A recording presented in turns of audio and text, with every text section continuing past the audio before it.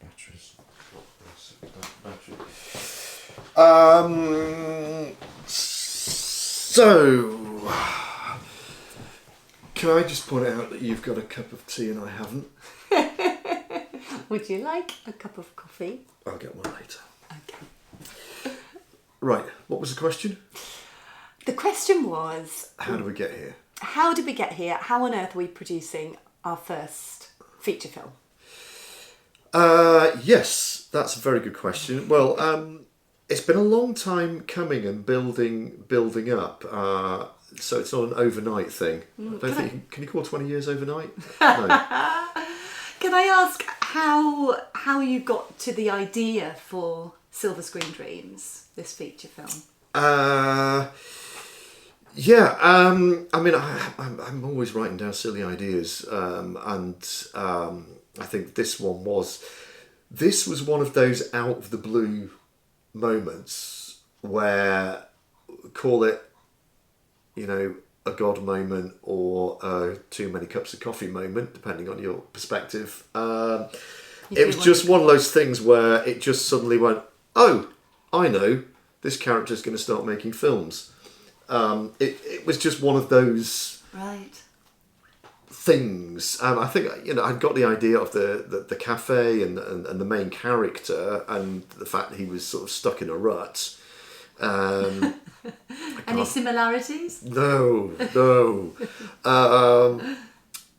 So you come up with the concept of the character and the situation first. Yeah. And then the idea came to you of how they were going to get out of the situation. Ooh. And it sort of grew from there. But I had no idea that we were going to sort of live that story. And I didn't realise that what I was doing was sort of just how autobiographical it was. Completely. Yeah. Explain a bit more about that, because we were going to go down the whole casting named actors and getting top-notch production crew, raising a giant budget. Explain a bit more about how we came to the way that we're going to be making the film. Yeah, well, I mean, sort of when we sort of sat down, it's like, well, how do you make a film? Well, of course, you have to raise a lot of money, and you have to get funding, and you have to audition loads of people. There's the normal way of doing things. Yeah. But we sort of started to explore that a little bit and just hit a brick wall, and we were just thinking, well, we kind of really believe in a story, we really believe in meant to be telling this story, but the normal way doesn't seem to be working, and I guess we're not normal. We are not, nothing we've ever done has been normal. And the normal routes they're just not our DNA. We don't fit the normal boxes. But then it was a real kind of moment of thinking, actually, no, this story is about a bunch of random people from the community coming together with no past experience to tell stories, and actually the way we're going to tell that story is by bringing together a random group of people from the community to tell stories, and then actually it wasn't just a script, it was a blueprint for us making the film, how we're going to make the film. We just put a flyer out, didn't we? You asked before about how we got together with these people. We put a flyer out, a call out, didn't we? And at our local church, which is connected to the community grocery in Sharston, and it was the people who answered that call, really. We've got such an eclectic group of people. We've got some ex-offenders there. We've got Lana, a Ukrainian refugee, whose father's on the front line at the moment, isn't he? And we've got Sue and Sandra, two retired ladies. And Sue was saying last night about how much she feels accepted. She'd always had that sense of exclusion where in any groups or even in churches, wherever she'd been, she felt excluded. And this was the first time that she'd really felt included and really accepted, which was just beautiful. So I know it's touching our lives, it's touching their lives, and hopefully the actual theme of things turning around and a theme of hope will touch those who eventually watch the film. Do you want to? Well, the story's set in a community that has sort of had its fair share of troubles, shall we say. A slight sense of hopelessness, really. Which actually is the human experience to so many of us, that sense of whatever it is, that disappointment, that thing that's not going right. And I think especially at our age, the whole thing of like, where is my life going? Have I followed my dreams? I think that our DNA, I think what we really want to do with it, not just this film, but with other projects, is I think hope. Hope is kind of really what we want to bring. There's not enough of it. Through these stories, but it's also, I think what's become clear since we started this project is that it's not just about the finished product, it's not just about the film, it's about the people that we're gathering and giving them hope and a sense of belonging, a sense of confidence, a sense of acceptance, a sense of community, and I don't know, sort of worth in doing something that they feel proud of. And we've all become really good friends very quickly. There's been such a special sense of community, I guess. Do you want to explain a bit more about, who might see the film?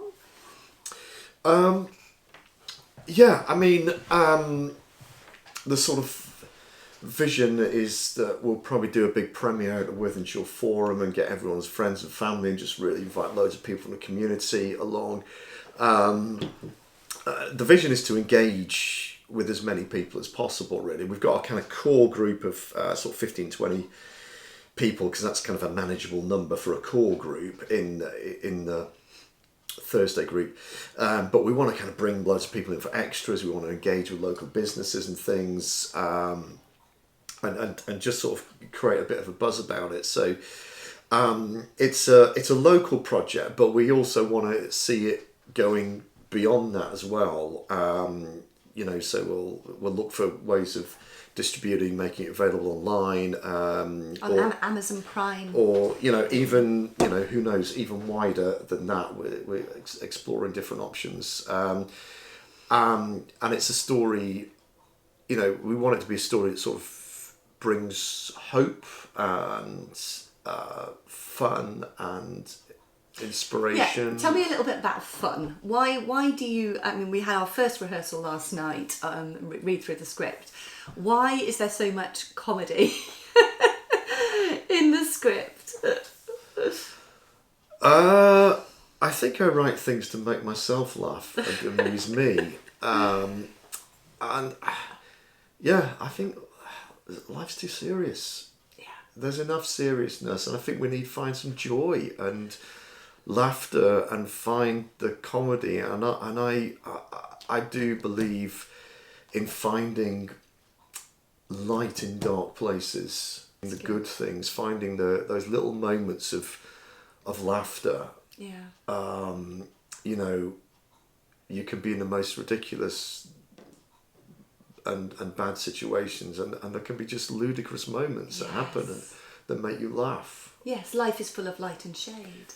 Yeah, and I think it's drawing out the light, both in terms of humour, but in terms of people and the message of the story, spirits to bring life and laughter. Yeah. It's good, so good. So pleased to be doing it with you. Oh, thank you. We have cast ourselves as Milton and Jenna, the lead two characters. Are we completely narcissistic? Was this film just to make us stars of screen and stage? Yes. No. No. It so wasn't, was it? 100% not. 100% not. Well, when we started, I had no idea what the sort of community response was going to be. So we thought, well, maybe we might get a few small roles, but we thought probably like the sort of core is probably going to have to be some professionals that we bring We're in. thinking of casting and auditioning and everything. Yes, so so how did we come to the conclusion that it was going to be us? well, it was gradual, really, because I think what started to become clear is that we had a lot of people who wanted to act Yeah, in the group, the majority, yeah. and what was strange was that a lot of the characters we had in the group fitted in with the script. In fact, it was going back after a few months of Yeah. doing the Thursdays. When we met together with this group. Revisited the script, and it just really realised, going, do you know what? The characters that have been written in the script are the characters in the group, most of them. Yeah. It was like a penny dropping, wasn't it? Yeah, it was like I'd written this script about this group of people before I met this group of people, Yeah. which was really... And so we're just going, yep, that's so-and-so, yep, that's so-and-so, yep, that's so-and-so. So we kind of... The number of outside actors that we were going to bring in started to get smaller and smaller and smaller. And then as the community grew, and the sense of that it being about the group... The whole project has been more about the group than about the finished product. Yeah, which is very unusual in film. It sort of started to feel strange, the idea of bringing people who weren't part of our group and sort of tagging them on. And then suddenly it started dawning, thinking, are we going to have to... But not only this? are we going to have to, because it became almost autobiographical of the group, we were leading the Thursday group, getting them ready to be filmmakers, and the the character Milton and Jenna in the film are the leaders of the film studio. So it sort of was a light bulb moment. But for me, I was just fighting it. I was just like, I don't want to be in front of the camera. I don't want to. Whether that's middle-aged paranoia, I don't know. But so the whole narcissistic thing is so far from where we are. In fact, I think, God-wise, I feel as though he's had to shout at me. Quite comfortable in the role of director, producer, weren't we? And that's what we've done on short films before. So the idea of them being in it as well just felt like, that's not going to work. So it was the last thing on our minds, but it sort of seems to fit. And then last night in our first rehearsal, especially because the two have got to fall in love. We'll have to work on that. We wanted that to be, you hear all these awful stories of people, not that love's a bad thing, but marriage breakups when people play opposite each other, romantic roles. And but it was so lovely to hear people like Michael and Sandra and Sue, people last night all sort of saying, we are so right to play those roles because we have to fall in love with one another, we have to be the instigators, and also we've got the time to learn the lines. A lot of these people are juggling jobs in the daytime, so we've actually got more time on our hands as well. Yes, that is the other factor, is that kind of logistically it's much easier for us to rehearse and do things as and when, because a lot of the filming is going to be sort of spread out. It's going to be on weekends and what have you. So we can kind of do our bits separate to everybody else and then kind of slot them all in together. So it kind of makes sense now, but it didn't make sense before. And as I say, it was the last thing on our minds when we started. We had absolutely no intention of being in this film. Well, one of the words that we've got is authentic, isn't it? And I feel as though by doing it like this, we are being authentic to the project. Yeah. This is what the project is, and that's what it's going to reflect in the film. Well, tell me about how we're going to finance the film. Yes, that is the question. That is our other big challenge. Is we are needing to raise money in order to make this film. It's surprising how it mounts up, even when most people are doing it voluntarily. We are going to need to pay for some professional crew, camera and sound, and maybe a lighting person as well, because after all this hard work, we want it to look and sound decent. And also just things like insurance, catering. When you start catering for 30 odd people over X number of days, it all starts mounting up. So lots of little bits and pieces that we are going to need to raise funds for. So we're looking at different ways of doing that, through crowdfunding, through doing a sponsored run. Sponsored run, great. Yeah, in May we're looking at doing applying for funding and things like that as well. So we're exploring lots of different options on that. Yeah. But so far we haven't got it. We'll go acting on faith. Yeah. If you would like to give to us, then I'm sure there'll be We'll details. put some links below. It's about making films with people. And telling the stories as well. Telling beautiful stories with beautiful people. That should be our tagline. Silver Screen Dreams. Yes. It's our first feature film. Yes. After that, are we going to do any more? What's the plan, Stan? Yes. We are doing more. I think Silver Screen Dreams, the film, is going to turn into Silver Screen Dreams, the film studio. I think we are going to be coming out with lots of different projects. You've written so many screenplays already, and starting on a TV series or a big web and small that we're going to do. So we've got a whole load of stories we want to tell. We've got a different way of telling it. I think it's a unique way of telling stories. What I love about the stories is that the characters that you often write don't have a straightforward, everything's rosy. That's not real life, is it? You know, I think they have a real depth to them, and they explore things that as humans we deal with. So, and I love the fact that you add lots of comedy in them, because, you know, even when you're struggling with stuff, there are things that are funny. So I do think the voice of who we are is important. Do you agree? I do.